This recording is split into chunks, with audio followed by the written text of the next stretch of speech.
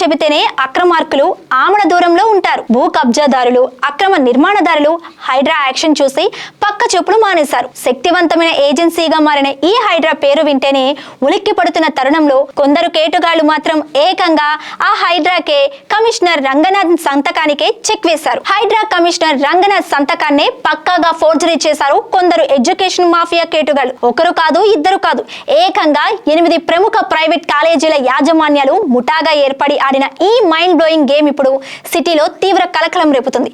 అసలు వీళ్ళ ధైర్యం ఏంటి, ఇంతకీ ఏంటా 8 కాలేజీలు అనేది ఇప్పుడు చూద్దాం.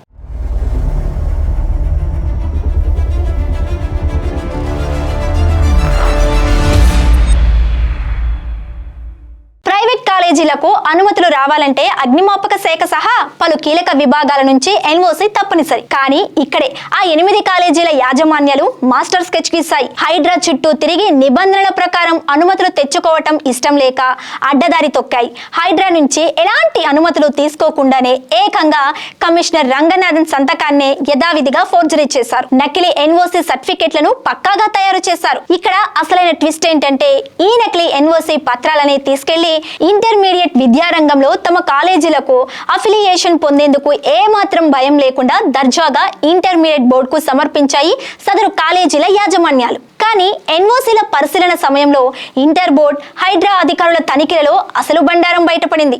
ఆ పత్రాలు చూసి అధికారులు మైండ్ బ్లాక్ అయ్యారు. ఆ సర్టిఫికెట్లు పూర్తిగా ఫేక్ అని, వాటిపై ఉన్న కమిషనర్ సంతకం ఫోర్జరీ చేయబడిందని తేలటంతో యంత్రాంగం ఒక్కసారిగా అలర్ట్ అయింది. హైడ్రా కళ్ళుగప్పి ఇంటర్ బోర్డును బురిడీ కొట్టించి విద్యార్థుల ప్రాణాలతో, భవిష్యత్తుతో చెలగాటం ఆడాలని చూసిన ఆ 8 ప్రైవేట్ కాలేజీలు ఏంటి?